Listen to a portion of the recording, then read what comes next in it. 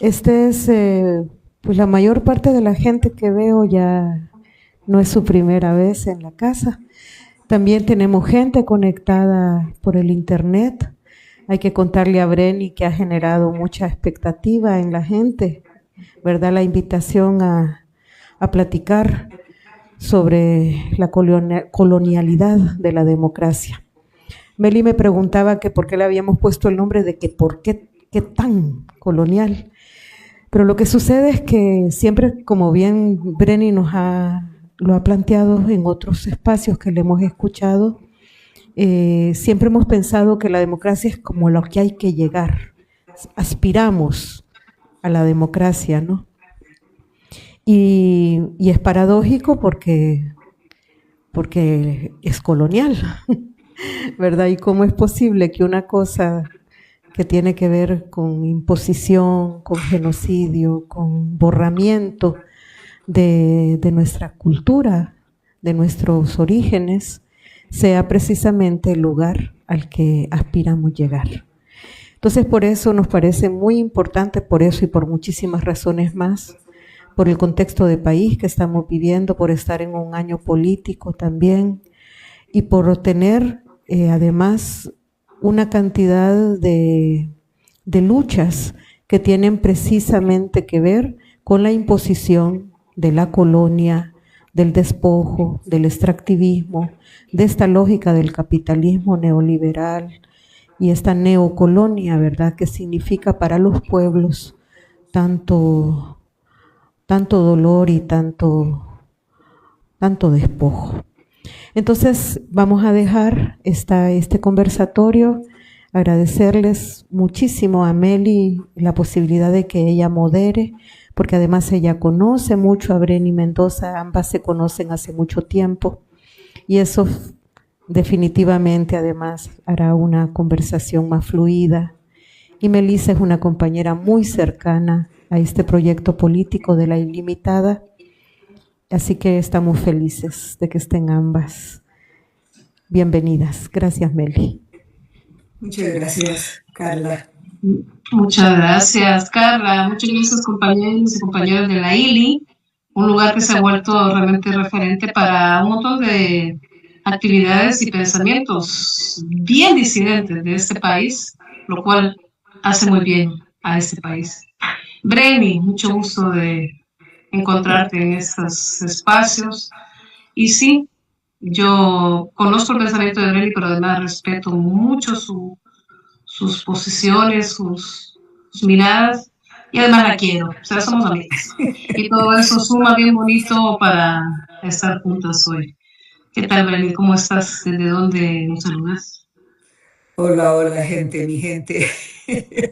Hola, querida Melissa y Carla. Pues yo me he trasladado a la Ciudad de México. Aquí estoy hace 6 meses recién, o sea que estoy todavía en proceso de adaptación. Pero estoy muy contenta de estar aquí en la capital de Centroamérica. En la capital de Centroamérica.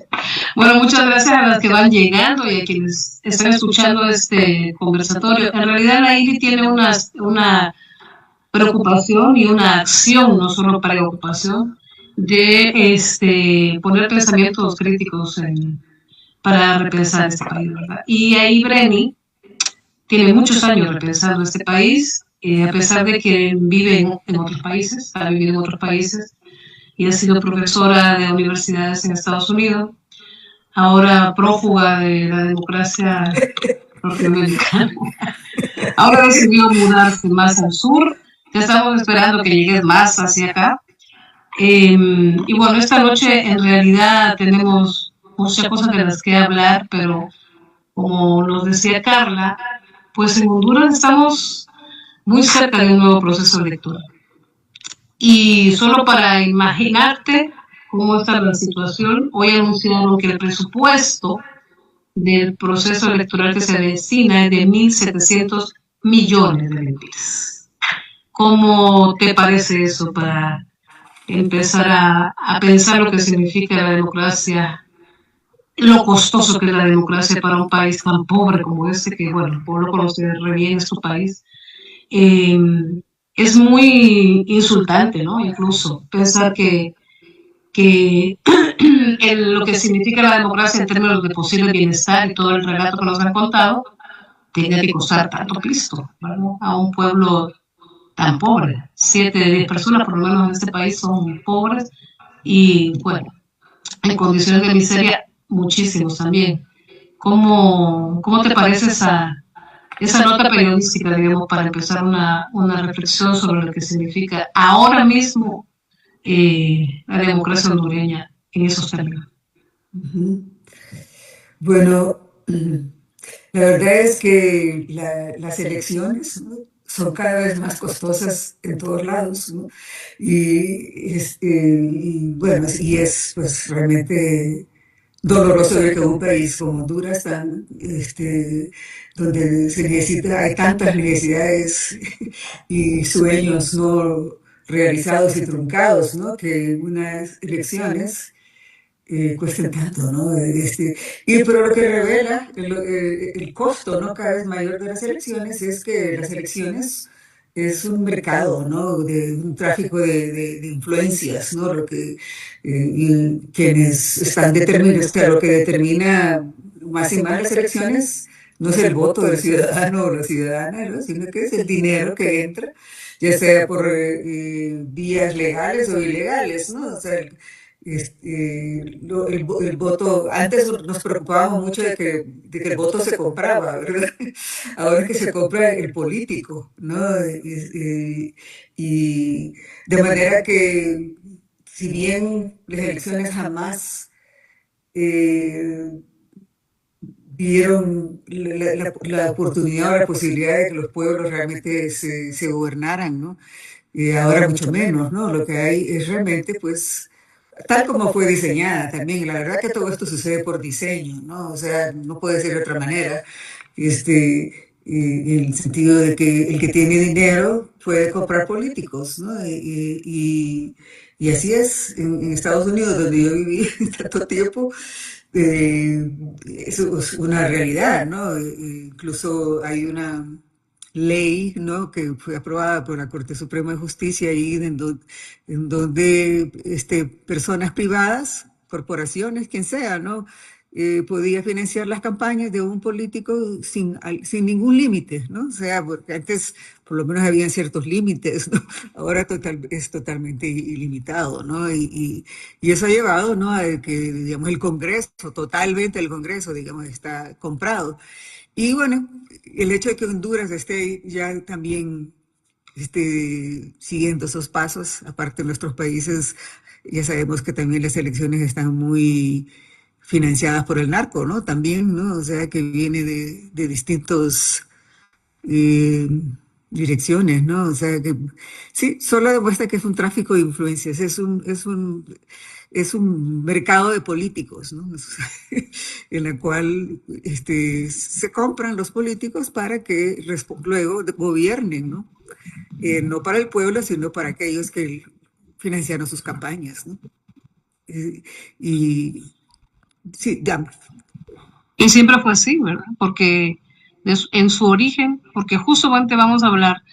Yo estaba recordando recientemente que hace como 30 años vos publicaste un libro aquí en Honduras que se llamó Sintiéndose Mujer, Pensándose Feminista, un texto bastante etnográfico, autoetnográfico, creo que lo definías, porque estabas ahí como sujeta política también.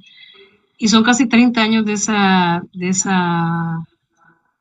aparición del libro, y ya desde entonces andabas mucho pensando también en el pensamiento disidente en Estados Unidos, ¿verdad? Esos pensamientos mestizos, entre comillas, mestizo entendido allá, y esta preocupación como por el origen el origen crítico, ¿no? Y el otro lugar del origen de las cosas.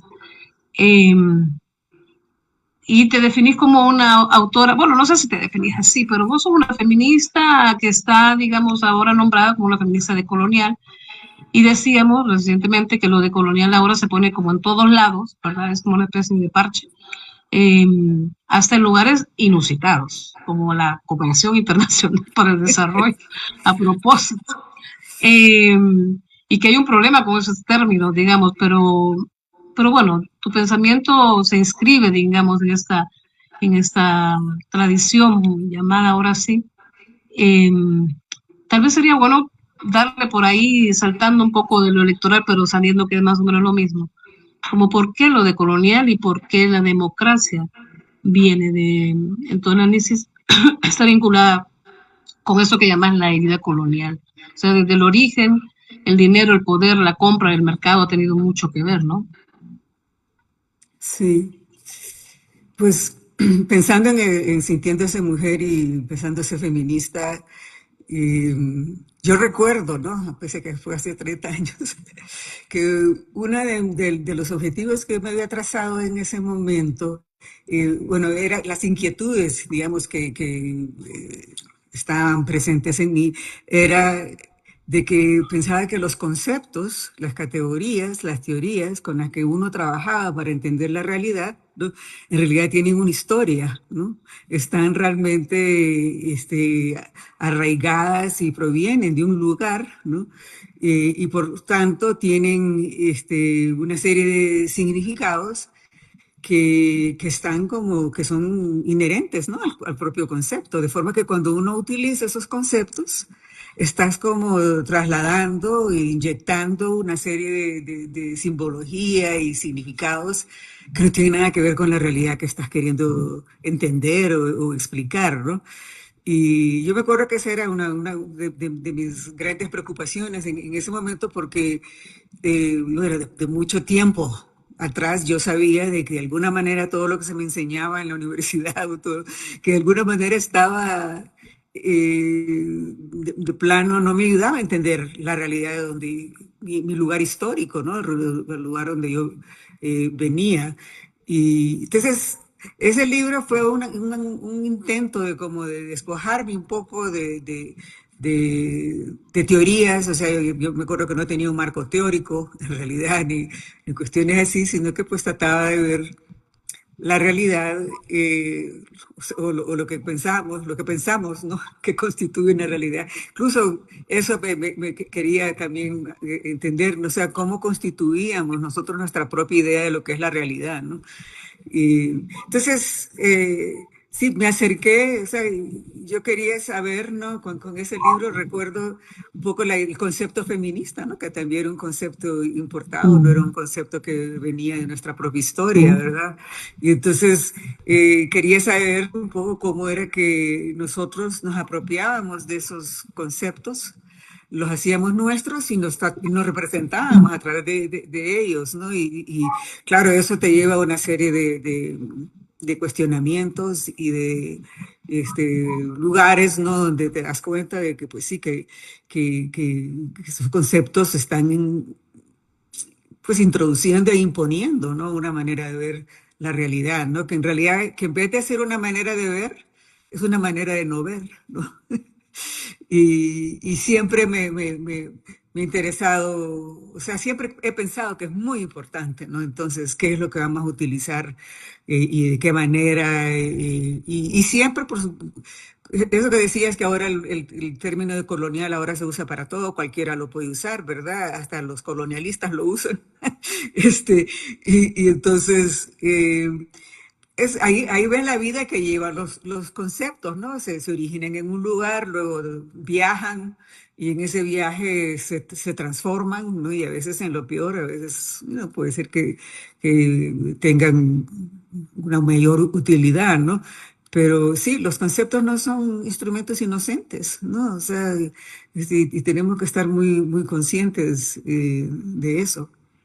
Porque lo de colonial, por ejemplo, no es el único concepto, digamos, que ha acabado, por ejemplo, en la administración pública, digamos, o en el aparato de desarrollo y todo eso, ¿no? Lo mismo sucedió con el feminismo, con la Uy, sí, interseccionalidad, ¿no? Todos los claro. conceptos que provienen de los movimientos de abajo, ¿no?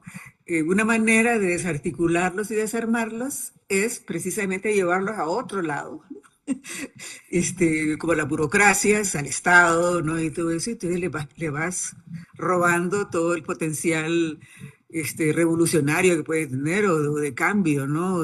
Incluso de quitarnos las vendas de los ojos, ¿no? También. Entonces sí, por eso es muy importante tener cuidado, ¿no? En cómo uno utiliza, ¿no? Los conceptos y las teorías. Es un concepto, sin embargo, que a vos te ha ayudado para develar justamente todo este aparataje de supuesto bienestar para los pueblos que, que nos han convencido un montón, que es la democracia. Y vos decís que la raíz de la democracia es colonial. ¿Por qué decís esto? ¿Cómo lo fundamentas? Es que yo tenía la intuición, ¿no? De que había algo en la democracia que la democracia ocultaba, ¿no? Y un poco tiene que ver con el hecho de que precisamente yo he vivido en distintos lados y he vivido mucho en el norte, ¿no? Para mí una vivencia que yo recuerdo es cuando yo fui una vez al puerto de Hamburgo y me enseñaron dónde llegaban los barcos de Chiquita Banana. Esto yo tenía como 18 años. Y entonces yo recuerdo que eso fue una, pues inmediatamente, pues se hizo el interrogante en mí, ¿no? ¿Por qué existe esta enorme diferencia, ¿no? Aquí estoy en un puerto con tecnologías altas y qué sé yo, y allá viene Honduras en un barco de una corporación, ¿no? Bueno, viene a dejar los bananos, ¿no? Entonces, estoy yéndome un poco bien atrás para contestarte la pregunta, porque obviamente, ese momento de estar en el puerto de Hamburgo y ver entrar los bananos, ahí se estaba contando una historia muy, muy larga, ¿no? Entre lo que era Europa y Honduras, ¿no? Y desde entonces yo decía, bueno, es que la historia y la colonia, ¿no? Nosotros provenimos de la colonia, tiene que explicar todo esto, ¿no? Pero no solo la colonia, ¿verdad? O sea, esa fue la historia, ¿no? O sea, la historia de donde venimos, ¿no? Y entonces cuando yo estaba en la universidad en Alemania, en Berlín, yo era con los tiempos de la teoría de la dependencia. No sé si algunos de ustedes están familiarizados con eso, pero una De respuesta. André Wunderfrank, ¿no? Exactamente. Era una teoría latinoamericana, ¿no? Donde pues respondía, ¿no? Toda la sociología liberal o la sociología de Estados Unidos, de la modernización, ¿no? Y fue la primera teoría en la que yo veía que la historia tenía mucho que ver, ¿no? O sea, los dependentistas partían de la historia colonial de América Latina, ¿no? Entonces yo me decidí yo tomé 4 semestres de historia colonial nada más en Alemania. Entonces yo siempre lo pongo eso como antecedente, ¿no? Porque yo desde hace mucho tiempo tenía la intuición, ¿no? La respuesta, o la manera que voy a poder entender esta enorme distancia, porque hay países pobres, porque hay países ricos, ¿no? Es ver cuál es nuestra, y la historia compartida, ¿no? Y entonces, y bueno, me acuerdo también es que estaba en un grupo de lectura del Capital de Marx, ¿no? En donde todas las preguntas que yo hacía que se relacionaban con la colonia o lo indígena o qué sé yo, me callaban, ¿no? O sea que no había lugar, espacio, ¿no? Para poder traer el mundo al que yo venía a todas esas discusiones, ¿no? Y bueno, ese fue como mi inicio, ¿verdad? De por qué yo me fui yendo por esos lados tratando de buscar explicaciones. Y bueno, viviendo en Alemania, que en aquellos momentos pues era un país que había pasado del fascismo, ¿no? A la democracia. Yo recuerdo mi primera clase de ciencias políticas, que yo estudié ciencias políticas, que los alemanes me dijeron que las ciencias políticas y la democracia había sido introducida por Estados Unidos. a Alemania, ¿no? Y entonces, ahí empecé a entender también, ¿no? Un poco la glorificación, ¿no? De la democracia, sobre todo la que viene de Estados Unidos, ¿no? Y bueno, después de años de lidiar con una serie de preguntas, yo fui teniendo la intuición de que la democracia y la cuestión del Estado de Derecho, la ley, ¿no? Eh, funcionaba, ¿no? En Alemania o en estos países, porque de alguna manera, como toda su economía, ¿no? Europa toda, ¿no? Dependía de la conquista y la colonización. Yo empecé a decir, bueno, la única manera en que ellos pueden tener un Estado de Derecho y una supuesta democracia donde pues la gente tiene derechos, ¿no? Es porque tienen yo le llamaba un hinterland, ¿no? Que es como un trasfondo, ¿no? De sociedades y personas marginadas, ¿no? Que era la que le garantizaba la posibilidad de que estos europeos pudieran gozar de derechos. Y, y ahorita no me acuerdo ni cómo se llama el primer artículo que yo articulé esa idea, ¿no? De que la democracia y el Estado de Derecho siempre necesitaba tener como un trasfondo que le posibilitaba, ¿no? Era un poco como las ideas de Rosa Luxemburg en la cuestión de que el capitalismo, ¿no? Necesitaba trascender sus fronteras, ¿no? Y necesitaba siempre tener a la colonia, al campesino, ¿no? Para poder reproducirse, ¿no? Como capital. Esa idea, por ejemplo, bueno, que era la que yo estudiaba, sobre todo en esa época, me fue como creando una especie de esquema mental, ¿no? En la cual yo, y a medida que iba conociendo la historia y todo eso, me daba cuenta de cómo que la democracia, ¿no? Precisamente un sistema político que se nos presentaba, ¿no? Como la mayor expresión del desarrollo político humano, ¿no? Sí. Eh, eh, Decía, bueno, y además que veía siempre, ¿no? De la democracia, pues sí, en Europa y en Estados Unidos, pero no en América Latina, no en África, ¿no? Siempre se nos presentábamos como que si éramos incapaces del autogobierno, que es lo que dice la conquista, ¿no? Es porque no nos podemos gobernar, necesitamos que alguien nos gobierne, ¿no?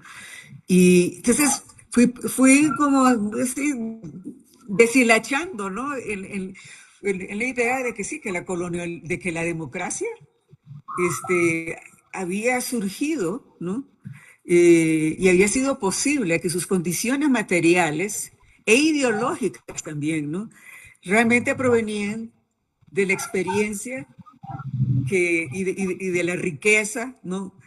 Que los europeos habían podido amasar, ¿no? En la conquista de nuestros territorios, ¿no? Y bueno, ya después todo bastante historia, yo empecé a estudiarlo un poco más profundamente, pues esos fundamentos, ¿no? Yo escribí un artículo hace mucho tiempo de los fundamentos no democráticos de la democracia, ¿no? En donde ya también apuntaba, ¿no? En cómo la democracia pues era como una ficción, ¿verdad? Una ficción que oculta, ¿no? Una verdad, una realidad. Y lo que oculta es pues su contenido colonial. No solo su contenido, sino que solo llegó a existir y era lo que yo había pensado como hablar hoy, ¿no? En la medida de que cuando sucede la conquista, ¿no? O sea, primero fue la conquista española, ¿verdad? En nuestros territorios. Y de ahí viene la del norte, ¿no? De América, de Ayala, la isla de la tortuga, como le dicen. Y es en el norte, ¿no? Donde se supone, pues, que surge el modelo de la democracia liberal que tanto se nos habla y se nos impone hoy, ¿verdad? O sea, si uno lee los libros y qué sé yo, te hablan de la antigua Grecia, la Revolución Francesa y todo eso, que sí, Revolución Francesa y todo sí tiene algo que ver, pero la verdad es que el, el, El modelo. el modelo, el proceso histórico se da precisamente a través de los usurpadores ingleses que llegan al norte, ¿no? Y ellos tienen ellos también están ligados a la monarquía inglesa, ¿verdad? Cuando están en América, pero el vínculo que tienen con la monarquía es mucho más débil que tenían, por ejemplo, los españoles o los criollos en nuestras latitudes. La de los ingleses era menos, o sea, los británicos estaban en un proceso de expansión muy grande en otras partes del mundo también y medio dejaban de lado un poco las colonias de América del Norte, ¿no?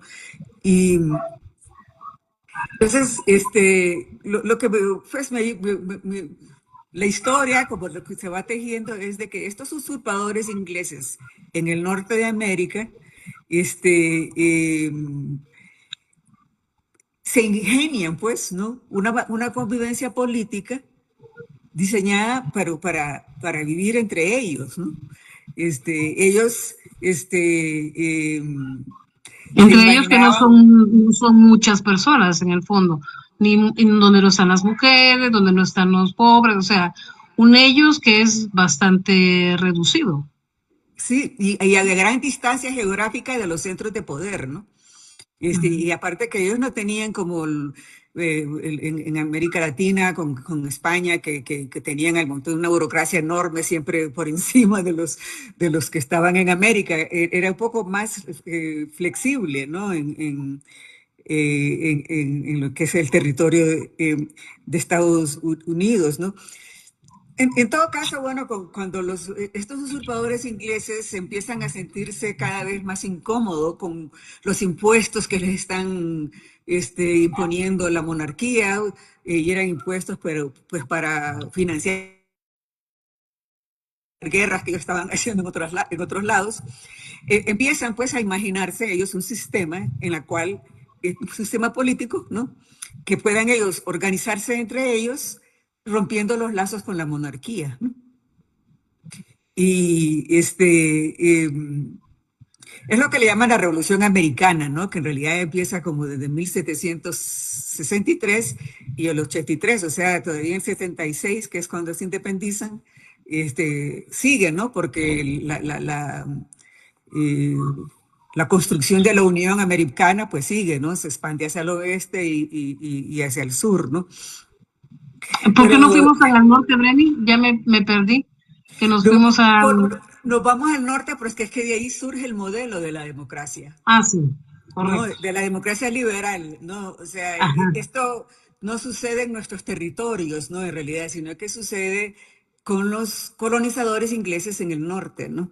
Y con esa, y con la Revolución Americana, ¿no? En realidad, en donde, sí, y de ahí es que viene ¿no? Cuando los teóricos de la democracia no se refieren a la democracia liberal, pues en realidad siempre están hablando de la democracia que se originó en Estados Unidos, ¿no?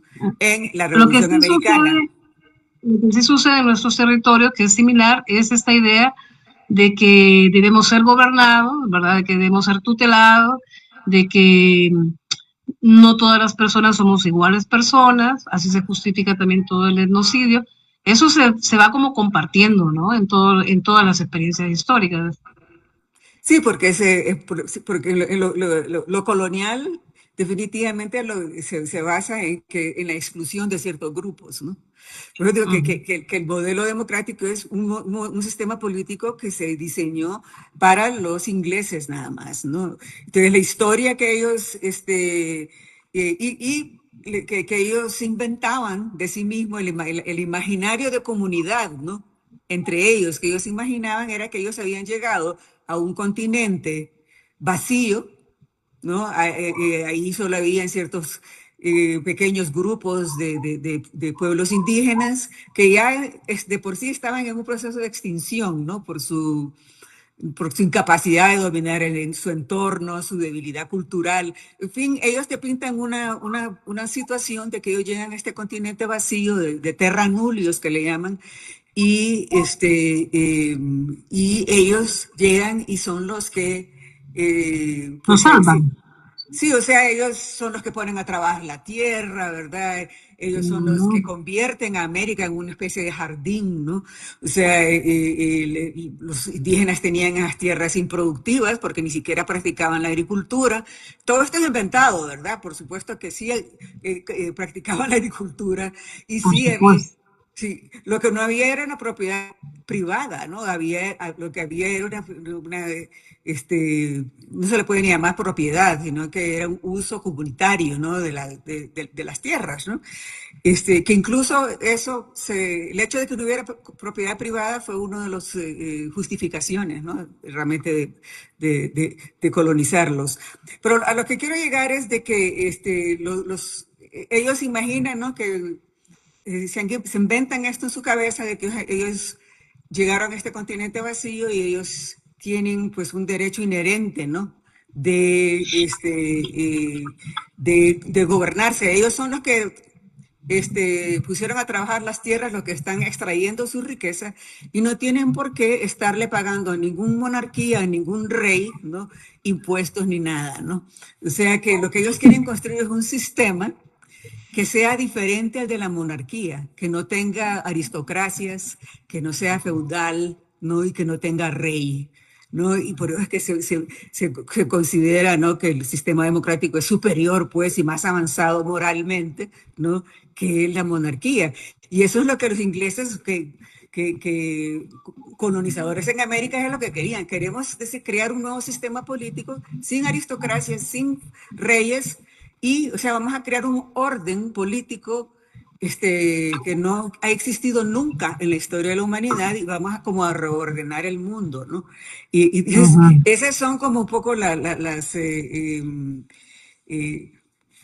pues eso es lo que ellos están imaginando. Ellos quieren construir, parece que son europeos, quieren construir una Europa distinta, alternativa, ¿no? Quieren replicar Europa, pero no con las taras que ellos veían pues en el rey, ¿no? Las como Ahora, también como las que ven en los pueblos indígenas del norte, ¿no? Las taras como la no propiedad, la comunidad, los vínculos con la naturaleza, el respeto de todos los seres vivos, claro. Ese discurso suena como la empresa privada hondureña, o sea, suena como el discurso del extractivismo actual, o sea, la gente aragana, ¿verdad? Los garífunas que están ahí en la hamaca, que no explotan esas maravillas que tienen y todos los beneficios que trae el turismo, etcétera, etcétera. O sea, en es lo realidad mismo. es el mismo discurso. Es lo mismo, y es que proviene, es que es una larga línea, ¿no? Histórica que viene desde atrás, ¿no? O sea, sí, no sirven para nada, son haraganes, no ponen a trabajar la tierra y todo eso. O sea, por el elemento de la productividad de la tierra, ¿no? O sea, si vos labrabas la tierra, eso significaba que esa tierra era tuya, ¿no? De ahí surge también la cuestión de la propiedad privada, ¿no? Ahora, lo que quiero, el Dale, otro dale. punto que quiero hacer, ¿no? Es de que si quieren, la democracia pues surge de un deseo de no tener aristocracias y todo eso, de autogobernarse, ¿no? Y de eh, poder tener poder sobre las tierras, ¿no? Ahí la cuestión de la tierra es muy, muy fundamental. Entonces, cuando uno dice que ellos no quieren un sistema político que sea feudal y aristocrático, no quiere decir de que quieren ponerle fin a los procesos de colonización. Eso queda intacto. La vocación imperial, ¿no? De donde ellos provienen, a la que son parte en ese momento todavía del Imperio Británico, ¿no? Esa parte queda intacta en los estos pioneros, de Estados Unidos, ¿no? Los ingleses. Ellos lo que querían era construir un tipo de imperio distinto. Querían conservar la colonización y crear un imperio distinto, ¿no? Libre del feudalismo y todo eso, y que creara una especie de igualdad jurídica entre los colonizadores, ¿no? Claro, entre ellos mismos. Sí, y entonces, entonces eso es, de ahí es que, pero de ahí es que provienen, ay, no, igualdad jurídica, no hay reyes, no hay aristocracia, pero lo que deja oculto, ¿no? Es que el colonialismo y el imperial, y la ideología o ideas de imperio se siguen conservando, ¿no? Y lo que hacen, la manera de que ellos construyen, pues, esa comunidad imaginada que necesita todo Estado, ¿no? Es imaginarse que ellos habían llegado, que Dios, ¿no? Les había dado esta oportunidad de llegar a este continente vacío y poner a las tierras a trabajar, ¿no? Y que ellos son los verdaderos dueños de las tierras. El rey no lo va a hacer ni tampoco Los pueblos originarios. los indígenas, ¿no? Entonces todo se basaba en una especie de artificio, ¿verdad? Que esto es algo que caracteriza mucho a la democracia liberal de Estados Unidos, de que se construye una negativa, ¿no? Una narrativa de que en el norte de América no hubo conquista como en la América española, ¿no? Porque ahí no habían indios, ¿verdad? No hubo conquista, o sea que no hubo genocidio, ¿no? No hubieron guerras de exterminio ni despojo de tierras, ¿no? Eso era un jardín que Dios se lo había dado. Y que había que conquistar. Sí, y acuérdense que estos son calvinistas protestantes, ¿no? Entonces ellos ven Sí. como el éxito económico, ¿no? Que ellos están teniendo con el genocidio y el exterminio que van haciendo y el vasto, porque es un vasto territorio, el de ellos, que van ellos pues apropiándose, pues inventan, bueno, de que fue un proceso pacífico, ¿no? Sin genocidio, y que incluso ese éxito económico, ¿no? El progreso, el crecimiento económico que ellos a todas luces veían, era prueba y señal, ¿no? De que eran un pueblo escogido de Dios, ¿no? Acuérdense que eran como predeterminados, eran calvinistas, ¿no? O sea, el ser rico era una señal de que estaba salvado, ¿no? Entonces, toda esa ideología, o sea que también era bastante, uno siempre se imagina la democracia como algo secular, ¿no? Pero en realidad la democracia es bastante religiosa, ¿no? Tiene un discurso religioso bastante profundo. Y lo interesante es también cómo ellos se quieren diferenciar siempre de la experiencia colonial de España, de América Latina, ¿no? Porque para ellos los españoles eran unos fanáticos católicos, ¿no? Y ellos no habían llegado a convertir almas, y fue todo, ahí no había nadie, ¿no? Sino que más bien en búsqueda de la libertad del culto, ¿no? De la religión, ¿no? Bueno, a ver, es que el otro punto importante no es ahí, pues sí, la cuestión de que ellos ponían a producir la tierra los hacía inmediatamente en los verdaderos dueños de la tierra. Los indígenas nunca habían sido dueños de la tierra porque nunca la habían cultivado, ni tampoco la tenían en propiedad privada. Por tanto, tampoco hubo robo de tierras, ¿no? Donde no hubo propiedad privada, ¿cómo te voy a robar algo que no es tuyo, ¿no? O sea, eso nunca fue tuyo. Entonces, por ende, aquí no hubo nunca crimen. La tierra era, como quien dice, libre, ¿no? Y existía la idea de que como la tierra estaba ahí, libre, ¿no? O sea, el que la llegaba y la proponía producir, la podía convertir en propiedad privada a título individual, ¿verdad? Entonces, lo que es una negación fundacional, ¿no? Tanto de la democracia como del Estado-nación, ¿no? Y esa eh, ese discurso es un discurso producido deliberadamente. No es que no se dieran cuenta que estaban cometiendo genocidio. Crimen, Obviamente que claro. sabían que, no, tampoco era que eran unos enajenados mentales. Sabían muy bien, pero deliberadamente, ¿no? Construían esa narrativa, ¿no? Donde se oculta, ¿no? El exterminio y el robo de las tierras, ¿no? Y o sea que no es un descuido, ¿no? Es sencillamente, y tenía una ventaja también esa negativa, esa negación, ¿no? Sino que también los construía como inocentes, ¿no?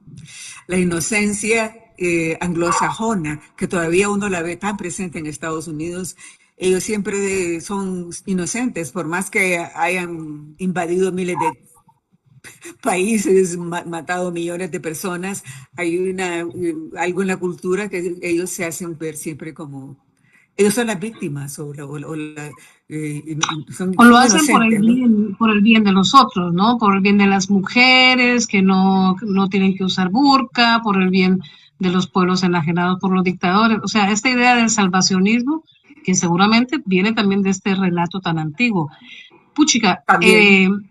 es muy poderoso cómo los relatos ocultan, ¿verdad? Ocultan, pero además cómo nos compramos esa historia, porque decir, bueno, que todavía a esta altura, yo cuando, bueno, estábamos hablando con Brenny, preparando un poco esta conversación, me decía, ¿y vos pensás que en Honduras realmente la gente aún está convencida de la idea de la democracia? Y digo, wow, qué pregunta. Por cierto, si quieren ustedes preguntar algo, comentar, sea la gente que nos está viendo en las redes o la que está presente, porque si no aquí no podemos echar esta plática muy larga, pero la idea es que esto sea un conversatorio.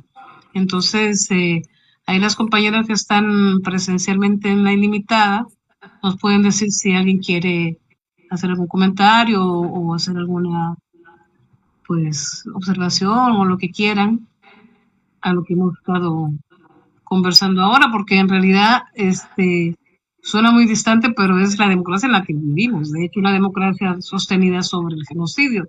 Pues los países, las naciones democráticas están viendo el asesinato del pueblo palestino y a ver cómo se lo justifican, ¿verdad? Si no es con estas mismas ideas en el fondo, de, que están sustentando desde entonces esta propuesta de mundo. Sí, ¿por qué le resulta tan fácil, digamos, a los gobiernos demócratas o republicanos apoyar el genocidio palestino? Es que la historia de Estados Unidos es exactamente esa, ¿no? Hay una especie de fraternidad, ¿no? Entre Israel y Estados Unidos, porque realmente estamos viendo el genocidio y ahora a estas alturas del tiempo, ¿no? Lo estamos viendo en vivo y en directo, ¿no? En aquella época no, pero todavía con las tecnologías que hay hoy día existe la capacidad de negar, ¿no? De que hubo genocidio, ¿no? Sí. Lo vemos en las pantallas, lo vemos en todos lados y aún así estos discursos, ¿no? de la democracia de Estados Unidos y de Europa, ¿no? Que son los que dicen que inventaron este sistema político tan moralmente avanzado, ¿no? Aún hoy, ¿no? ¿No? Nos hacen creer que estamos locos, ¿no? De que realmente no está sucediendo un genocidio, ¿no? En Palestina, ¿no? ¿Y qué es lo que está haciendo Israel, no? Por ejemplo, es precisamente lo que y que se supone que es la única democracia de Medio Oriente, ¿no? También. Es más o menos lo que estaban haciendo estos ingleses, ¿no? En la Revolución americana, ¿no? O sea, que quieren ocupar un territorio, ¿no?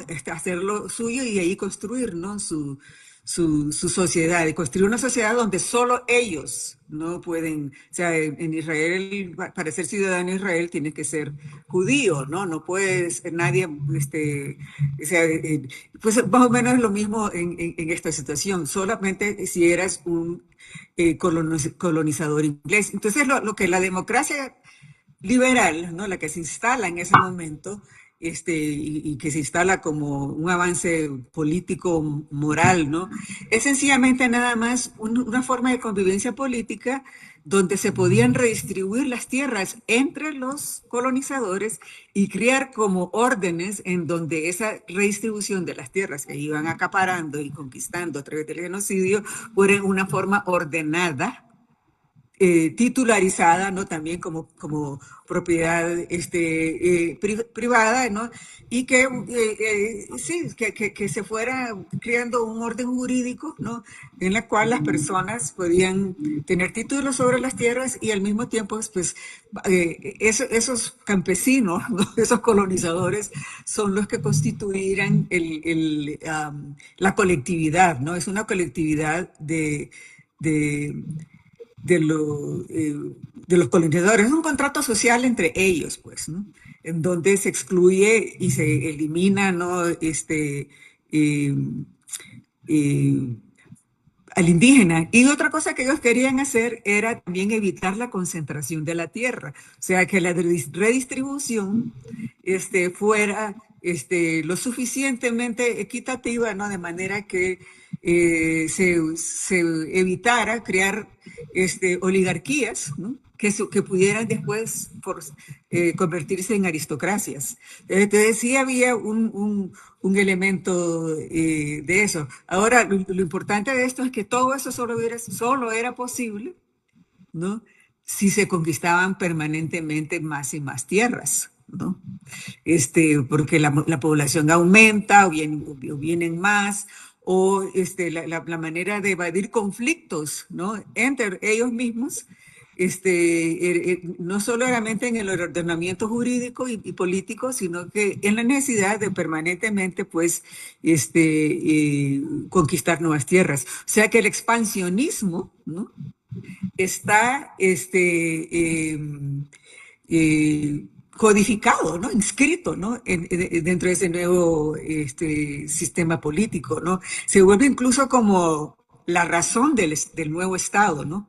Lo que es estar siempre como expandiendo la frontera agrícola, ¿no? Y la frontera territorial, ¿no? Del Estado-nación naciente, ¿no? Entonces, lo que es entonces realmente es un sistema fraudulento, ¿no? Porque borra la Un conquista. sistema fraudulento, mentiroso, ocultador, genocida, o sea, es un asco de sistema propiamente, pero tiene un marketing impresionante. Breni, tenemos una pregunta en la sala y también una en las redes, entiendo. A ver si las compañeras ahí nos ayudan con esto.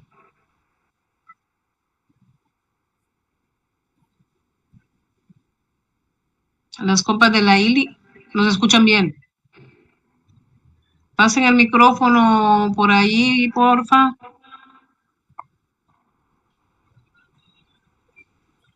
Probando.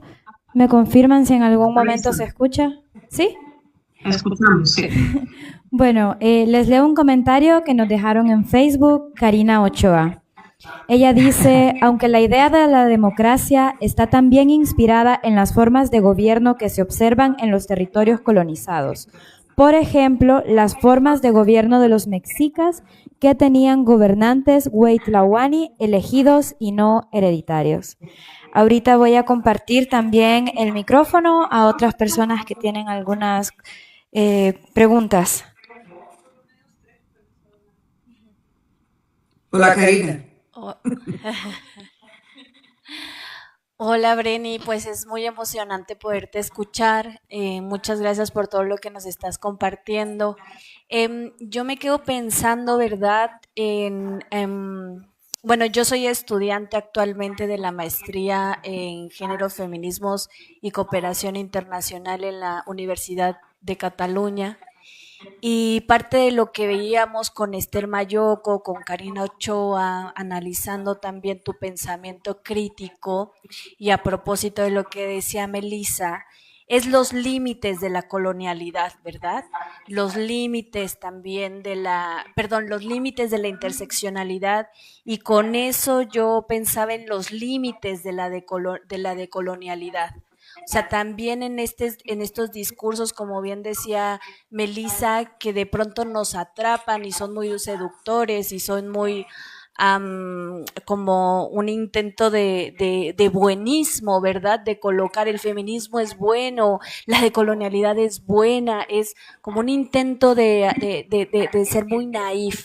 Entonces, yo en eso, y escuchándote y sobre el concepto de democracia, me pregunto, ¿verdad? Si la democracia también tiene esos límites, porque vamos, también yo creo que es el peligroso discurso de la democracia, y al mismo tiempo nos enfrentamos a procesos autoritarios en Latinoamérica, como es Nicaragua, como lo que le está pasando a nuestras compañeras salvadoreñas, ¿no? Entonces, me pienso cómo traducir eso que tú nos planteas a nivel de historicidad en tiempo presente, en la región, por lo menos, vamos a decir, mesoamericana, y cómo poder equilibrar también esto que es una realidad. O sea, los procesos democráticos están, ¿sí? Entonces, ¿cómo podemos elaborar cuáles son esos límites de la democracia?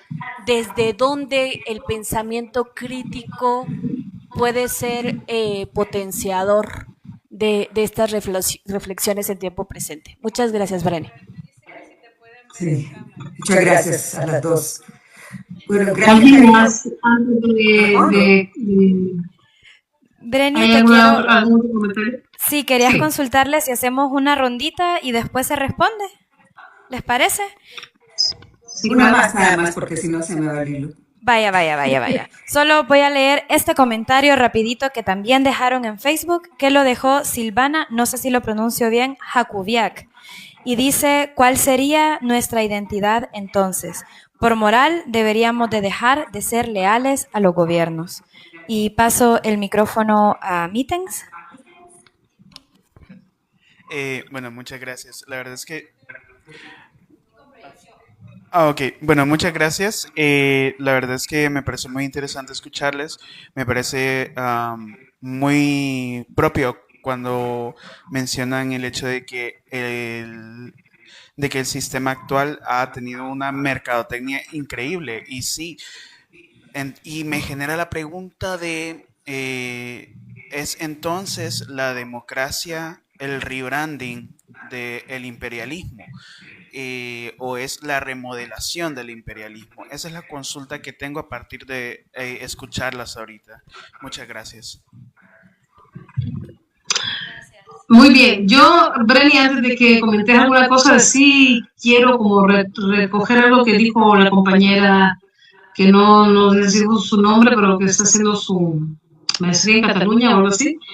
Y es que, de verdad, en el relato de lo democrático, para empezar, también se vende, digamos, como un avance civilizatorio, ¿verdad? Entonces, de por sí ya estamos como junto a nociones como el progreso, como el bienestar, como estas cosas, ¿no? La democracia ya en sí significaría, digamos, en el sentido casi que común de lo político, algo positivo, ¿no? Un avance civilizatorio, porque no es justamente la Edad Media, no es el esclavismo.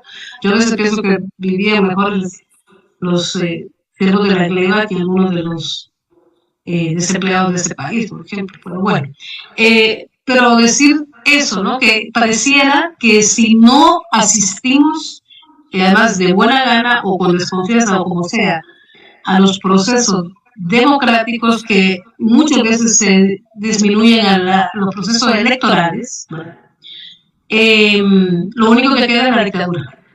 Y esta sensación de caos, desorden y de ingobernabilidad, que es un discurso que ha promovido mucho las Naciones Unidas, toda la industria de los humanismos, de los derechos humanos y toda este tipo de discurso que si no es democrático es dictadura, si no es democracia es caos, es desorden. Como que además, aparte de no haber dueños de las propiedades en este mundo antes de que llegaran los que se han fortalecido con estas ideas, tampoco había pensamiento, ¿verdad? Entonces no había nada, y no había organización social, y no había organización política. Es esta idea muy fuerte que sobre mí la coloco porque estamos en ese momento en Honduras, en que pareciera que lo único que puede hacer es votar. Y en votar es votar lo menos peor. Casi que como el matrimonio heterosexual o heteronormado, ¿verdad? Como escoger el menos peor de los candidatos, pero casarte tenés que casarte obligatoriamente. La democracia se ha convertido como en eso, como un mandato que pareciera, ya vimos lo que significa en términos de lo material y económico para los pueblos, digamos, ideológico también, pero pareciera que no hay otra posibilidad, ¿verdad? Y todas las que construimos y construyen otras opciones nunca son suficientes, nunca son para todos, la democracia no es para todos, pero es tan fuerte el relato construido que pareciera no hay una oposición posible.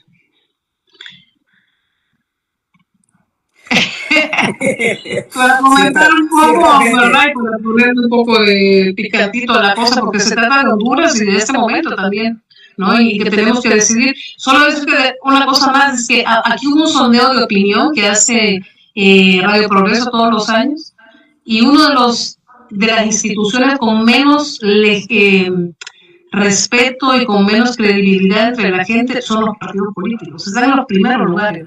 O sea, la gente no cree en los partidos. Y sin embargo, cuando les preguntan si van a ir al proceso electoral, el 80% de la gente va a ir al proceso electoral. Entonces, hay como un atrapamiento, ¿verdad? Evidentemente un deseo muy grande de buscar opciones, pero de no saber cómo por dónde entonces volver a caer en el mismo barranco. Y bueno, lo dejo ahí. Querida, usted agarre el hilo que le... Sí, y en realidad están un poco todas relacionadas. Yo me gusta hablar de la historia de las cosas y tal vez me piensan que estoy demasiado en el pasado, quizás no podemos ver el presente por estar demasiado en el pasado, y a veces puede suceder, pero yo lo hago porque creo que la esencia, por ejemplo, de la democracia, ¿no? O sea, pues se dio pues en el momento de su creación, ¿no? Uno tiene que entenderlo con las condiciones históricas que dieron lugar a que se originara ese tipo de sistema y todo eso. Pero Karina tiene razón, ¿no? Y está un poco vinculado a lo que estaba diciendo ahorita Melissa. A nosotros se nos presenta la democracia como un avance civilizatorio, ¿no? Un avance civilizatorio que nos lo regala el Occidente, ¿no? Europa y Estados Unidos a todos los demás pueblos ¿no? que viven en la oscuridad, ¿no? Según la perspectiva de ellos. Pero la verdad de las cosas es que sí, que habían antes de la llegada de los europeos y en todas las civilizaciones han habido otros sistemas políticos, ¿no? De organización política que no tiene nada que ver con la democracia liberal. Es más, por ejemplo, hay mucha evidencia de que estos usurpadores ingleses, por ejemplo, muchas de las ideas que ellos tenían de igualdad o cosas así, la verdad es que venían de esos grupos indígenas que ellos negaban su existencia, ¿no? O que los sometían a genocidio. Muchas de la forma de organización, sobre todo de los Cherokees, por ejemplo, ¿no? Que tenían un sistema federal incluso, que es el que adopta después Estados Unidos, son ideas pues que provienen en el proceso colonial, ¿no? Y bueno, yo para entender las cosas siempre me gusta pues ver cuál es su historia, ¿verdad? Y en relación a lo que dijo el compañero,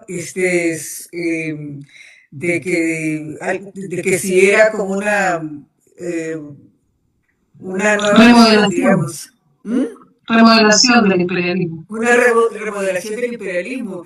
Y es que, bueno, sí lo es, pero de ahí porque es importante ir a la historia, que el próximo punto que yo quería desarrollar era precisamente que el sistema político que se idean los ingleses, no esa convivencia política que ellos crean, lo que están creando es un tipo nuevo de imperio, ¿no?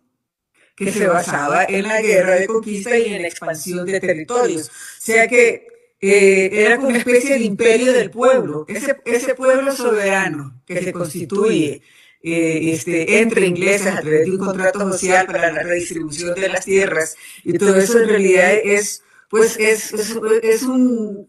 Lo que quieren es una alternativa de imperio que no sea como la de Inglaterra o los otros poderes coloniales, sino ellos quieren uno nuevo.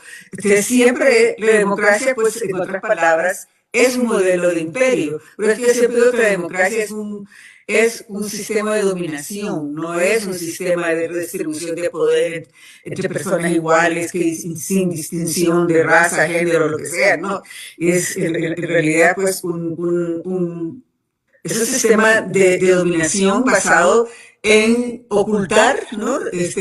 La conquista y la colonia y en la exclusión, ¿no? Entonces, y ese era el otro punto interesante, ¿no? Entonces, que el pueblo soberano inglés de Estados Unidos es el pueblo del imperio, ¿no? Es el que se convierte en el agente activo, ¿no? De expansionismo y la construcción del nuevo imperio. Estados Unidos nace como imperio, ¿no? La democracia que crea es una democracia que no solo es colonial, ¿no? Sino que también es imperial, ¿no? Bueno, por eso es que yo siempre trato de volver como a las raíces. Y por eso los límites de la democracia evidentemente son esos, ¿no? Que es un sistema político basado en la exclusión de las mujeres, de los indígenas, y del negro, de esclavo. Esto es otra cosa muy interesante de cómo se va formulando la democracia en Estados Unidos, que ellos están tratando de evitar la concentración de la tierra y del surgimiento de aristocracias, pero ellos tenían un problema y que es el mismo que había en América Latina también, dentro de la sociedad que ellos habían armado, ¿no? Porque aquí ya estamos en el siglo XVIII, ¿no? Es de que estaba la esclavitud, ¿no? Estaba la economía de plantaciones, ¿no? Y la economía de plantaciones, las plantaciones favorecían el desarrollo de aristocracias. ¿No? Se estaba basada en la concentración de la tierra, en trabajo esclavo, no libre. Entonces, ellos se veían en esa como dilema, disyuntiva, ¿no? De querer construir un sistema político de igualdad jurídica entre ellos que excluyera a los indígenas, pero ¿qué hacer con los esclavos negros? Entonces ahí viene la cuestión de la abolición, ¿no? de la esclavitud. La abolición de la esclavitud se vuelve una necesidad para aquellos ingleses colonizadores que quieren esa democracia imperial, pero sin aristocracias, ¿no? Entonces ahí lo que hay es como dos frentes, ¿no? Los esclavistas, ¿no? Que están en el sur de Estados Unidos y que tienen las enormes plantaciones, que son la semilla de los capitales, ¿no? Y los otros que no quieren concentración de la tierra y no quieren aristocracias. Entonces, ¿cuál es la solución? Bueno, una era seguir con el exterminio, ¿no? de los indígenas, y el otro era la abolición de la esclavitud. Ya sabemos que se van a la guerra, ¿no? Por eso, ¿no? La guerra civil que se da es entre un sector que quiere tierra libre. Tierra libre significaba expansión de territorio permanente y repartición entre blancos, ¿no? Y aquellos que querían bueno, tierra libre y trabajo libre, ¿no? Trabajo asalariado libre. Mientras que el otro bando, ¿no? Lo que quiere es concentración, son terratenientes y son esclavistas, ¿no? Entonces, lo que quieren es oligarquía, ¿no? ¿Y saben cuál fue la solución para Abraham Lincoln en aquella época? Era deportar a los esclavos. ¿Y a dónde los querían deportar? A ver si adivinen. a Centroamérica, a Honduras, ¿no? Y al Caribe. Ese era el plan, ¿no? Que ellos veían, porque ellos no podían imaginarse pues una democracia en la que en que indios, mujeres y negros, ¿no? Fueran ciudadanos también y tuvieran derechos igualitarios, ¿no? Y esa historia sigue hasta el día de hoy, ¿no? Gremi, a propósito, porque justamente una de las grandes bondades que promueven los valores democráticos, que de hecho se llaman, es que de ese pacto que se originó entre hombres blancos, ahora participan mujeres, indios y negros, ¿no? Bastante funcionales a ellos, pero digamos que eso también se usa mucho, disidencias sexuales, se usa mucho como argumento para decir que efectivamente la democracia es la única posibilidad para los humanos, ¿verdad? Y bueno, Honduras es un ejemplo de eso. Si algo ha tenido este gobierno para promoverse ha sido que tenía una presidenta, ¿verdad? Ni en Estados Unidos ha habido una presidenta. Entonces, ¿cómo también, qué pasa ahí también con el feminismo, ¿verdad? Y sus posturas críticas ante la inequidad, la injusticia, cuando empiezan a hacer llamadas, algunas incluso feministas, de hecho en este país algunas, a ser parte de esta distribución de estos pues privilegios al final de cuentas, ¿no?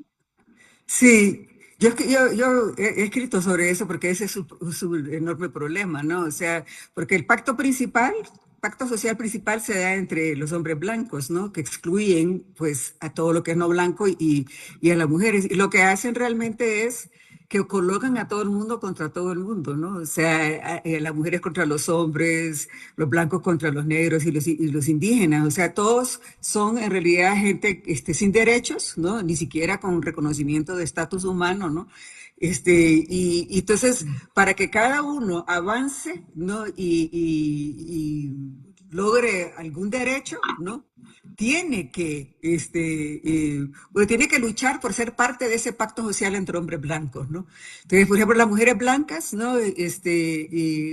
Para obtener derechos ciudadanos, para el derecho al voto, para ser presidentas o lo que sea, tienen que entrar en el contrato social, racial, colonial, que tienen los hombres, ¿no?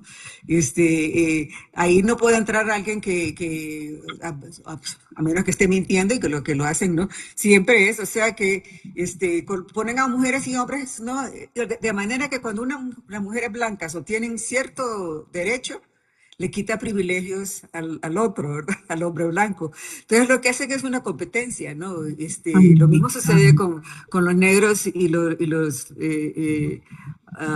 latinos y los indígenas. Incluso la cuestión de negros es bien interesante, ¿no? Porque los esclavos, ¿no? Los descendientes de los esclavos, en la colonia, pues el esclavo es deshumanizado, ¿no? Y no tiene género, ¿no? Esa es una de las enseñanzas en realidad que no viene de Lugones, sino que de las mismas feministas negras, en la cual hay una especie de desgenerización, ¿no? O sea, el género solo le pertenece a las mujeres blancas, mientras que a las mujeres negras y hombres negros no. Y la única forma de obtener derechos dentro de este sistema que se ha creado, primero es reclamar tu humanidad, ¿no? Soy ser humano, ¿no? Y la segunda, tengo género, soy mujer, soy hombre, ¿no? Entonces, te das cuenta cómo ahí es cuando, por eso es que el 80% de los hondureños va a votar, ¿no? O porque uno no sabe qué hacer, ¿no? Porque el sistema está tan puesto de que no vas a poder existir o gozar de derechos, ¿no? Si no entras en el pacto, ¿no? Y claro, dejan entrar unos cuantos nada más, ¿no? Porque si no se vendría abajo el sistema, ¿no? O sea que lo curioso es eso, que dejas entrar y al dejar entrar unos cuantos perpetúas el sistema de exclusión, ¿no? Claro, porque se vuelven funcionales a ese sistema, o sea, para mostrar que pueden apuntalarlo. No se puede operar fuera del sistema. Es como el neoliberalismo, ¿no? También no hay alternativa, ¿no? Es el único modelo y la democracia también así se nos presenta, ¿no? O sea, no hay otra cosa mejor, ¿no? Piensen en una cosa mejor y ustedes, así me han dicho un montón a mí. Ay, ¿por qué no te pensás en una cosa mejor? No, y ahí me contás, ¿no? O sea, pero mientras tanto, esto es lo que hay y es lo que, pues hay que ir a votar por el menos peor, ¿no? Y lo que pasa es que sí, yo creo sí que la democracia sí ha llegado a sus, se ha extralimitado, ¿no? Ya estamos ya más allá de los límites. La democracia, esta democracia, está en crisis, ¿no? Y está en crisis porque todo el mundo colonial, europeo, occidental, está en proceso de colapso y de hecho sí, hay otros sistemas que están empujando, ¿no? Por entrar, ¿no? O sea, ponerle a los chinos, ¿no? Son capitalistas, ¿no? Pero es un capitalismo desde y no es tanto lo desde el Estado lo que lo determina, ¿no? Sino que está basado, pues, en filosofías y cosmovisiones chinas, ¿no? Ujú, Y no occidentales, ¿no? ujú. Y- Bueno, y también existen unos otros modos de vida que han persistido a lo largo de todo este genocidio, toda esta masacre, que han asesinado personas y pensamientos, pero coexisten, conviven, y de hecho también son rutas y son alternativas y son opciones, pero también parte de lo que oculta la democracia es la existencia de estas propuestas que son reales, o sea, convivimos con ellas. Si nosotros no viviéramos de este modo, no podríamos sobrevivir en los términos de la democracia. Si no hubiera esta capacidad de acuerparnos, de acompañarnos, de hacer comunidad juntos, de compartir la comida, o sea, que está en crisis también, hay que decirlo, ¿verdad? Porque claro, hay mayor escasez y también más crisis en todos los sentidos, pero de hecho ya existen otros modos, ¿no?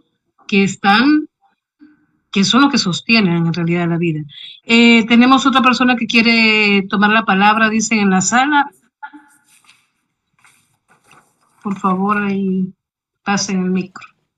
Gracias, Jan. Gracias, Melissa y Bereni. La verdad que es refrescante estar en un lugar donde se utilizan palabras como la democracia es fraude, es ficción, falta de realidades y ya eso es refrescante.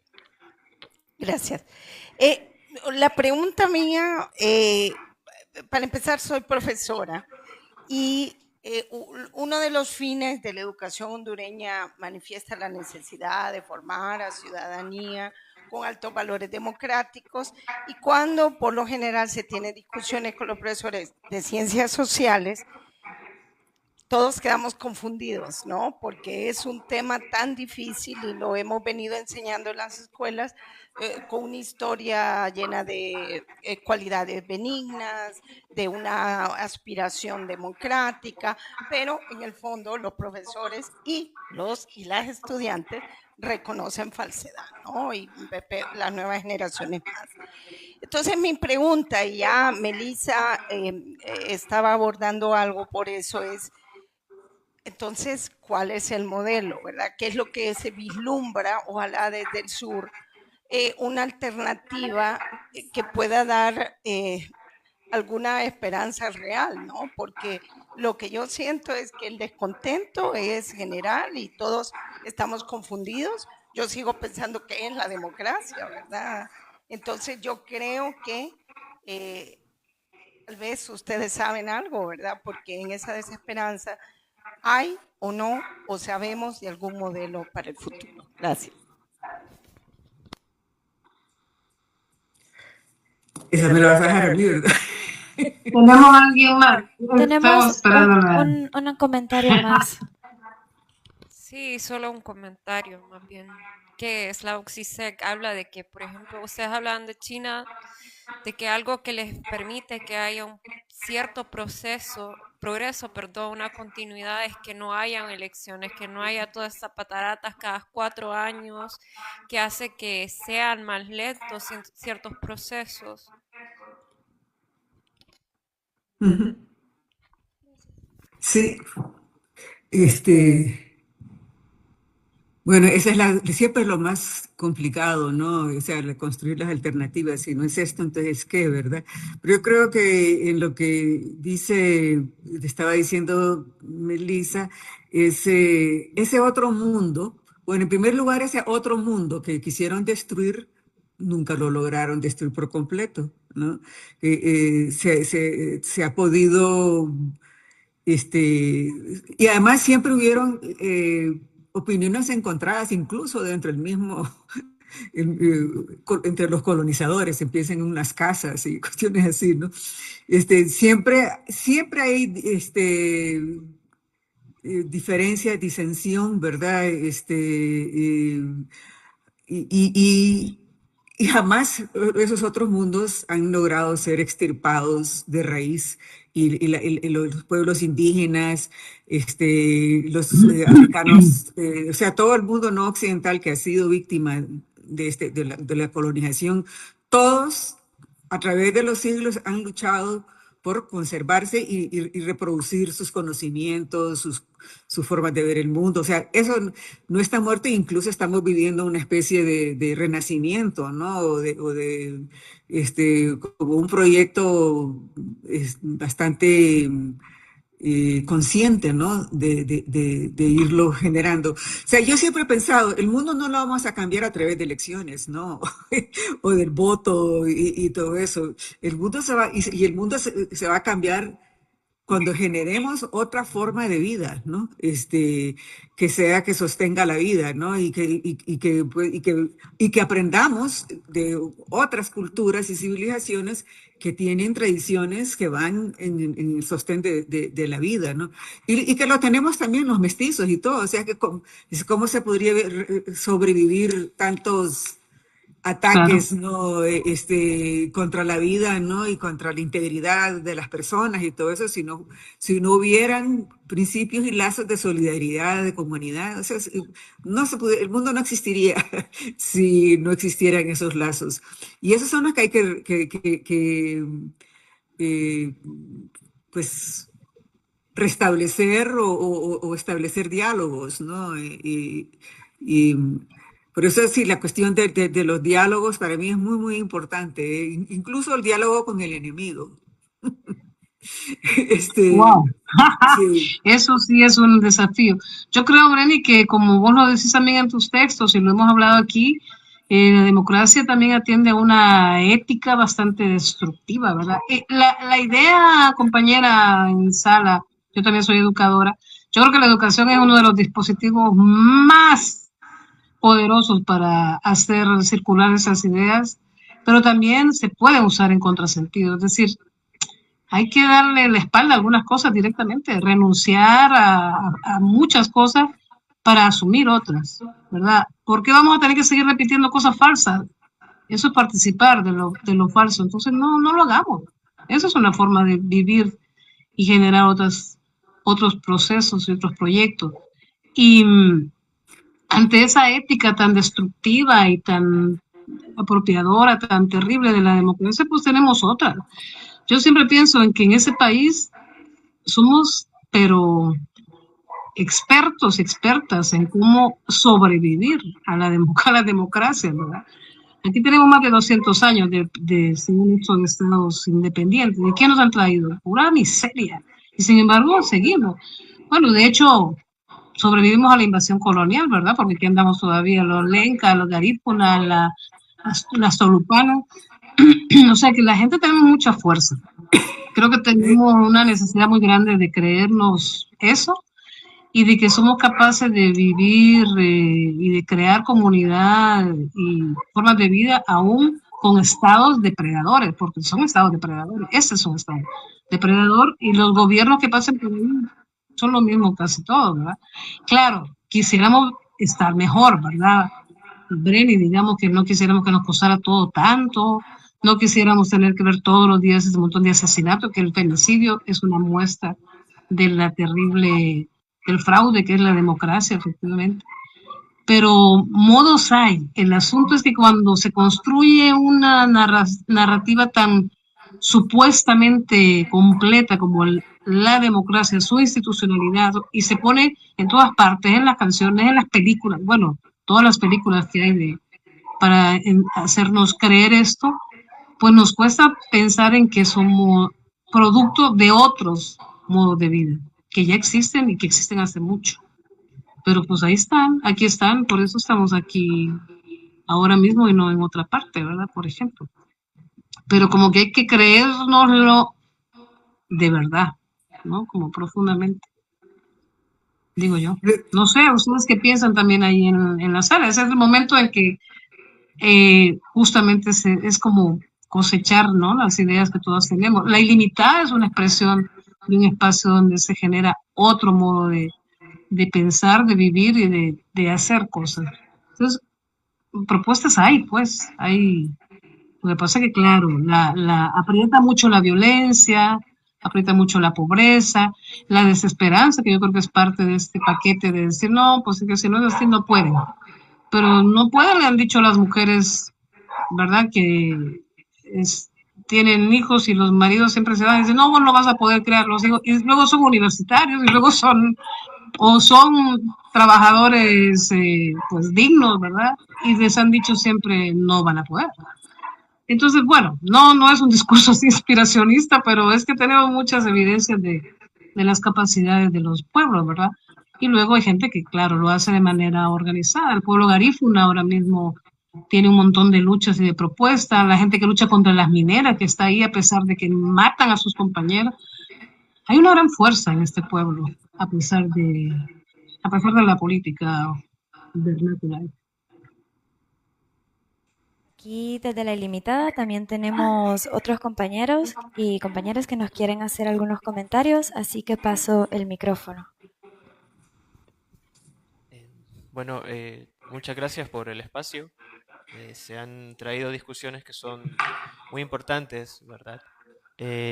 Hacer una crítica de la democracia liberal es muy importante porque ha sido un gran fallo, ha sido una bancarrota total para las personas desposeídas de todo el mundo en cualquier contexto, y hoy en día se está agudizando cada vez más esta situación, ¿verdad? Y creo que ante mi intención de participar fue por la pregunta de Ligia, de qué modelos han existido, y aquí se han mencionado algunas ideas, ¿verdad?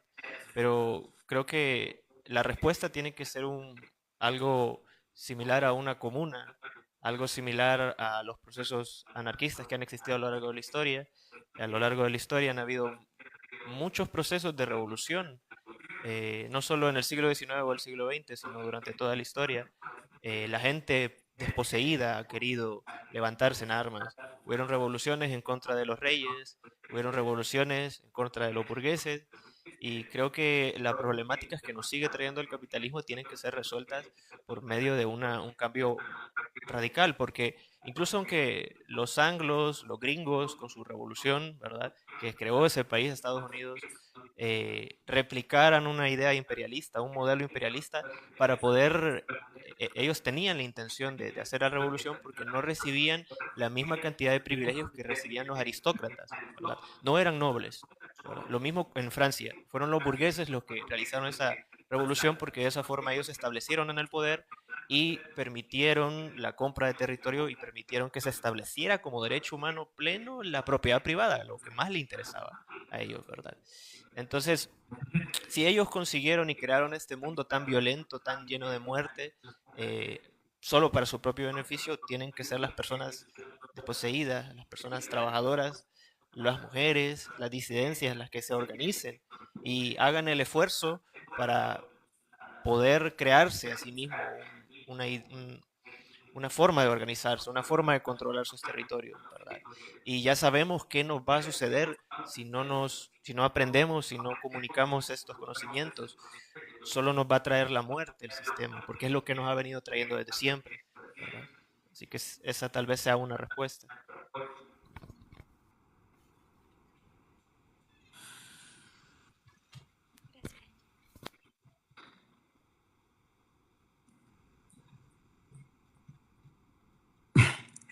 No sé si van a haber más preguntas o comentarios. Comentarios, no sé. Muchas gracias, compañero, por su Sí, muchas gracias. Estaba muy bien dicho. Cabal, que es que hay cosas que Sí. tienen que radicalizarse, ¿verdad? Yo ahí sí creo que lo radical significa transformar muchísimo los cimientos de las cosas. Y hay muchas maneras, muchas, cotidianamente hay muchas maneras. Solo hay que hacerlo.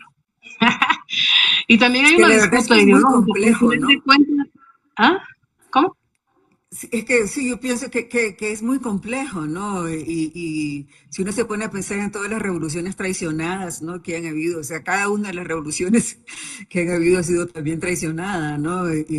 Siempre hay un elemento, un sector que realmente, eh, pues, hace imposible, ¿no? Que se realicen los ideales, ¿no? Y esa ha sido la historia de la humanidad, ¿no? Hasta ahora. Eh, y ahora estamos, creo, de frente a todavía mayores problemas, ¿no? La cuestión del cambio, la crisis ecológica, por ejemplo, estamos ya hablando hasta de ni siquiera ya poder garantizar la vida, ¿no? O sea, los Sí. problemas que trajo el colonialismo, el capitalismo, ya, pues sí, son una civilización de la muerte, como se ha dicho varias veces, ¿no? Y, pero bueno, no sé, porque yo veo una complejidad que, digamos, en Honduras o en cualquier lado nosotros podemos, sin nutrirnos, ¿no? De la gente, ¿no? Y de todo lo que ya existe, lo que se está haciendo, ¿no? Y que se estaba haciendo desde hace siglos, ¿no? Y o sea, comunidad, cómo se sobrevive, ¿no? Día a día y todo eso, creo que todos los pueblos de alguna manera lo hacen, pero lo- mientras estemos en este contexto colonial y imperial, o sea, porque miren, por ejemplo, el caso de Palestina, ¿no? Por ejemplo, ahorita no hay una sola ley internacional, una institución internacional que pueda parar ese genocidio, ¿no? O sea, no es solamente lo que uno puede hacer como a nivel local o que vamos a decir que vamos a reestructurar localmente, ¿no? El mundo está tan entrelazado, ¿no? Y está tan dividido, ¿no? En la cuestión de poder, ¿no? De los grandes poderes, ¿no? O sea, digamos, los organismos internacionales, los grandes poderes tienen más votos y tienen un poder de veto, ¿no? Por ejemplo, ¿no? Mientras que el resto del mundo no puede, o sea, o sea, el sistema está hecho como para que todo pues vaya en beneficio de unos cuantos, ¿no? Y Honduras, por ejemplo, ¿cómo vas a solucionar el problema local, político, ¿no? Si tenés, por ejemplo, ¿no? Sin poner atención, ¿no? A la cuestión internacional, ¿no? A Estados Unidos, la doctrina de Monroe, ¿no? O sea, todas estas cosas que también ponen límites, ¿no? En lo que podemos hacer. No le digo esto como para quitar la esperanza y que sigamos en la desesperanza, pero que sí es necesario tener un análisis o que tengamos conciencia, ¿no? Están las barreras, ¿no? Los problemas. Claro, yo recientemente escuchaba a una persona que entrevistaron por el tema de crisis climática y decían, bueno, pero ¿usted qué recomendaría? Porque es claro, ¿verdad? Todos necesitamos escuchar consejos, recomendaciones, propuestas. En caso de, pues sí, de que las crisis climáticas se agudicen y que, decía, pues yo más que estar en un lugar donde haya tierra o donde haya agua, porque ahora, por ejemplo, en Tegucigalpa no hay agua, ¿verdad? Hay gente que va a lavar a casa de amigos porque es que no hay agua en serio.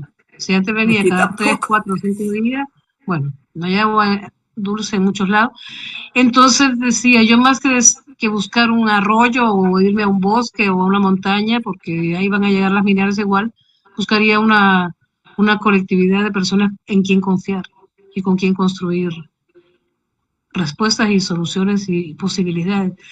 Y yo creo que cabal no se puede no mirar la situación macro, además que es tan impactante, puede estar viendo ese asesinato de niños y niñas y de personas en Palestina, en realidad genera una gran tristeza y una gran rabia, y esas son emociones que que desmovilizan mucho, ¿verdad? Y que apachurran un montón, pues. Pero pues la vida tiene una fuerza muy grande, ¿no? Como que siempre se levanta y sigue adelante y va buscando. Pero yo creo que esa idea de tener como colectividad, hay gente que es más organizada, otra menos, otra que va como de a pedazos, pero pues sí, esa idea de que sola no vamos a poder es cada vez más real. Y eso hace bien también, digamos, ontológicamente, filosóficamente, o sea, estar juntas, ¿no? Seguirnos, intencionar estar juntas, soportarnos juntas, que no siempre es sencillo, porque la colonia nos partió, nos dividió, nos fisuró, nos hirió profundamente. Entonces hay que coser, ¿no? De nuevo, volver a tejer eso, que son parte de las propuestas que voy a hacer, Brani, de hecho, Sí, que tenés varias. sí. Pero ahorita estoy como negativa. Estaba pensando en las nuevas tecnologías de comunicación, cómo están aislando el individuo y rompiendo las comunidades, ¿no? Y toda la cuestión de la inteligencia artificial, ¿no? Y que va a causar ya en los próximos años gran desempleo, ¿no? Y desempleo no en los lugares que siempre las tecnologías han destruido, ¿no? Que siempre son más en el trabajo manual, si quieres, sino que en el trabajo intelectual, ¿no? Este, pero a veces se me ocurre o sea, el capital, ¿no? Está construyendo cada vez un mundo donde la gente ya no se necesita, ¿verdad? Y creo que en el fondo quizás eso debe verse como una oportunidad. Si ya somos un excedente, ¿no? Si ya no nos necesitan, si la inteligencia artificial va realmente a volver al ser humano prescindible, ¿no? Es la oportunidad de que nosotros, los excluidos, creamos, ¿no? Ese otro mundo alternativo que ha sido imposible. O sea, por ejemplo, ellos lo están tratando de hacer por ir a colonizar a Marte, ¿no? Por ejemplo, Elon Musk, ¿no? Esa es su fantasía, ¿no? De que saben que todo esto se va a destruir, entonces ellos quieren crear una vida interplanetaria, llaman irse a vivir a Marte, ¿no? Entonces sí, que se vayan a Marte y nosotros podemos rehacer, ¿no? Esto ya sin los impedimentos. Lo que queda. Bueno, pero para hacer alusión a tu afán histórico que yo comparto, porque la historia explica mucho, todos pensaron ser omnipotentes, ¿no? Los reyes, los imperios, yo que sé, cualquiera de ellos, todos creyeron que iban a ser eternos y resulta que enos aquí. O sea, sí, aquí tenemos un montón de gente que parece no ser intocable, pero puedo decirte dos casos. Hay un caso que es Daniel Atala, de los banqueros más poderosos de ese país, que es prófugo de la justicia porque ha sido llamado por el pueblo lenca para dar respuesta al asesinato de Berta Cáceres.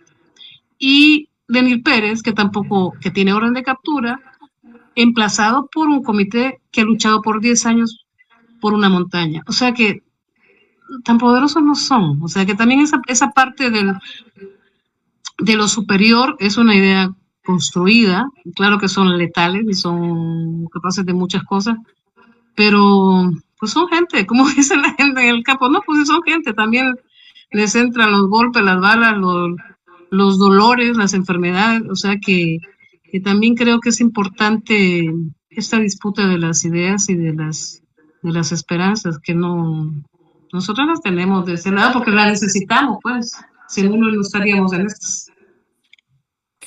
Digo, Antes mencionaba la educación, ¿verdad? Yo creo que la educación es cierto, puede ser, es un arma de doble filo, ¿no? Puede ser también y ha sido, ¿no? Una arma colonial también, ¿no? De la colonialidad del saber, todo eso, ¿no? También.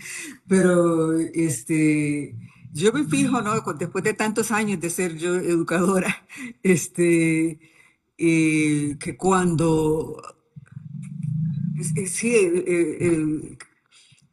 cuando diseñas un curso, digamos, cuando das información, no es información, sino que conocimiento, que es ese conocimiento el vedado, el oculto, ¿no? El que no, todo aquello que no quieren que sepas, y tú eres el que transmite, pues, ¿no? Y que descubre toda esa otra realidad. Yo creo que ese es un papel que nosotros, los adultas, es como una obligación, ¿no? Que tenemos hacia las generaciones que vienen. Y no hay que verlo de lado. Véanse, por ejemplo, ahorita en Estados Unidos el ataque a las universidades, por ejemplo. Y a esa iniciativa de la diversidad, equidad e inclusión, en el fondo es una contraofensiva hacia la educación que las mujeres, los negros, las negras, los chicanos, o sea, es ese conocimiento que se fue construyendo desde abajo, ¿no? Y que ha logrado penetrar, pues, ese sistema universitario de universidades que fueron construidas por los esclavos en tierra de indígena que fue regalada del Estado, ¿no? O sea, tienen tanta historia, ¿no? Y si vas, eh, pues exponiendo, ¿no? Todo eso, sí se crea una nueva generación. Y yo sí creo que sí lo puedes ver, ¿no? Incluso yo siento que esos estudiantes que están ahorita protestando todavía en las universidades en Estados Unidos son muy valientes, ¿eh?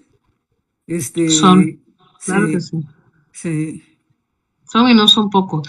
Y nos dicen que hay personas que quieren hacer comentarios. Como sea, nos hemos echado una hora y media, amiga, aquí Sí, con y la sabes que ya va a gente. venir Gladys. Ya me acaba de Sí, escribir. además ya va a llegar una de su amiga de Breni. Entonces, si quieren, escuchamos, tienen la palabra y la lectura de las redes, ahí las compañeras, Sí, y nos les despedimos. leo 3 comentarios que nos dejaron en Facebook y van mucho en línea, ¿verdad?, con lo que están diciendo. Rey Chávez nos dice que con la llegada de la IA, la computación cuántica y la robótica, las monedas digitales en curso legal, la ventana para hacer algo se va reduciendo rápidamente. La tecnocracia va llegando a toda velocidad y les jugamos bien el juego. Da vuelta a las raíces, se puede, se puede. No hay revolución sin huerta. Muy bien. Xiomara Wu Delicioso, libre, nos hace otro comentario que dice, interesante reflexión la que han levantado, pero a la base de lo que plantean hay una total ausencia de valores éticos que dignifiquen la vida humana. Bajo la pseudodemocracia y la ausencia de pensamiento crítico, la urgencia de los diálogos son urgentes. Y les leo el último comentario, que es de Radio 8 de Octubre. Y dice, qué necesario es resignificar los mitos que nos imponen, qué necesario evidenciar los valores fundantes de la democracia, como la violencia, el despojo y la conquista. Si no desmantelamos estos engaños, nos va a ser muy difícil construir mundos nuevos. En Centroamérica, los mitos sobre la democracia nos tienen adormecidos, sin asumir nuestras responsabilidades históricas. Reducir la democracia a votar nos limitan las posibilidades de transformar las relaciones humanas. Los estados deben ser desnudados también. Gracias por sus aportes y sus esfuerzos. Muchas gracias. Muy lindo todo. reflexiones potentes. Desmantelar, Reflexiones resignificar. potentes. Y solo un comentario de una compañera que está aquí presente. Gracias Sí, y adelante. disculpen por pegar, no, aquí ya saben que soy, por pegarme otra vez al micrófono, pero cuando decían como que también el comentario, yo creo que este conversatorio es muy potente y también hay cosas en las que disiento, ¿verdad? Y creo que eso también es muy potente. Y, ¿hola? ¿Sí? ¿Ahí? Sí, sí, te Y, escuchamos. y algo que me parece súper importante es lo que también, y por eso preguntaba sobre los límites de la democracia, lo que dice Xiomara Bu, que me quedo con esta cosa de continuar en la pregunta, O sea, creo que también a veces estamos muy llenos de certezas o queremos llegar al pensar. Karina Ochoa tiene un texto muy bonito en donde dice, ya pensamos escribiendo teniendo la certeza de lo que queremos escribir, ¿no? Y no dejándonos también como devenir por las cosas que estamos pensando. Entonces, a mí me parece también sumamente importante que aunque haya esos otros mundos creando como pensadoras, como mujeres barriales, como etcétera, pues continuar en la pregunta, ¿no? O sea, también yo creo que eso es súper importante porque entonces si no terminamos como también como atomizando nuestro propio pensamiento y nuestras propias acciones y nuestra propia posibilidad y potencialidad colectiva. Entonces sí, ese era como mi comentario porque yo sí creo que yo estoy en un momento de muchos menos certezas y muchas más preguntas y me inspiró mucho lo que decía el compañero porque yo decía, claro, me gustaría un día echarme un café con él y decir, no estoy de acuerdo en esto, pero yo así, pero tal. Y curiosamente creo que juntos pensaríamos en otras posibilidades, ¿no? Eso, gracias. Muchas gracias a usted. Sí, muchas gracias por compartir. Bueno, yo quiero citar a una pensadora hondureña que se llama... Vaya, ya se me olvidó. Bueno, ella es una pensadora de la tierra, ¿verdad? Compañera nuestra que se llama Dalinda Gutiérrez. Es una compañera campesina y líder indígena.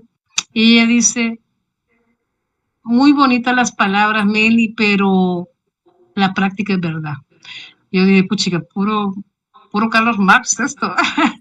Yo creo que es muy importante y bueno, Breni, vos siempre estás muy en el pensamiento anclado pues a un país que es que es tu tierra y el mundo que está por todos lados y tu experiencia vital también de transitar por otros países hace que también nos estemos pensando desde el lugar de las prácticas, ¿no? O sea, cómo es que vivimos esto y cómo el pensamiento nace de ahí. Esta mujer particularmente es una persona con una enorme sabiduría, digo, puchica, esta es una pensadora decolonial, que tiene otras categorías, ¿verdad? Pero eso de la práctica es verdad, me parece algo que viene también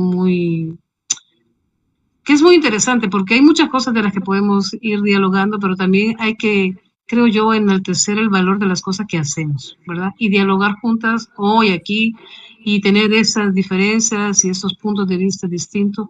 Eso hace mucho bien a este país, porque aquí la violencia también mata el ánimo de hablar y hasta de hablar en lugares distintos del pensamiento, ¿verdad? Y entonces yo sí agradezco mucho el espacio de la ILI para dar estas posibilidades y por supuesto, Breni, te agradezco a vos porque yo sé que tienes mucho trabajo y estás muy cansada de hacer muchas cosas, pero siempre tenés las ganas de hablar con nosotras en este lado, desde hace más de 30 años por lo menos.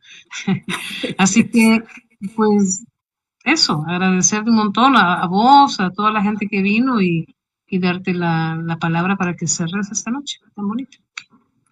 Gracias. Sí, para mí yo quisiera, bueno, que esta realmente sea no mi única vez que voy a estar con ustedes.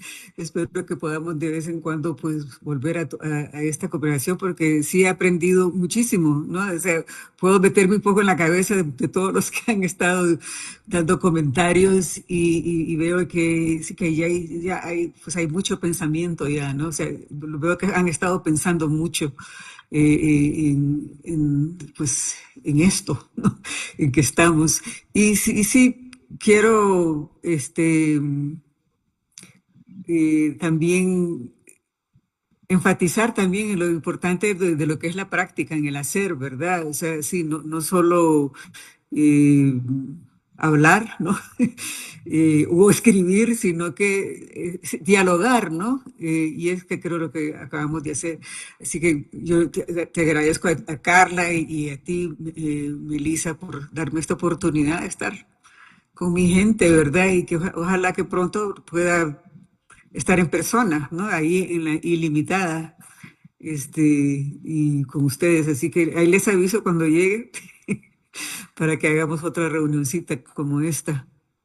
Muy bien, aquí te esperamos. Compas de la ILI, no sé, Carla o compañeros, compañeras y compañeras, si quieren decir algo más, porque yo sé que nos dijeron a las 10, decimos, no, muy tarde, ya casi que van a hacer. Sí, ¿verdad? Y la Meli me Sería dijo, una- solo hora y media. Por ahí alguien levantó la mano, Sí, a ver si por la hora de alguien. las despedidas. Voy a pasar el teléfono.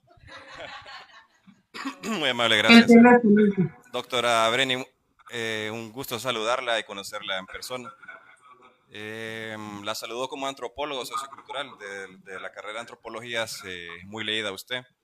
El primer artículo que le leí fue sobre la deconstrucción que hace acerca de estas festividades, reinados de belleza en el que se hace una deconstrucción de la feminidad. Y bueno, después en mi formación, después también en mi tesis sobre la identidad tolupán, pues la termino citando con su Gracias. artículo sobre el mito de la colonización, perdón, aquí lo tengo.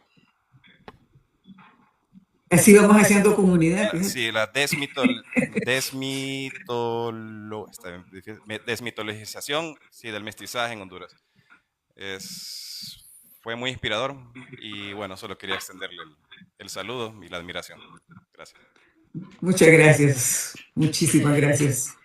Sí. Y como digo, sí, así hacemos comunidad, ¿no? Vamos haciendo comunidad de ideas y así hacemos país.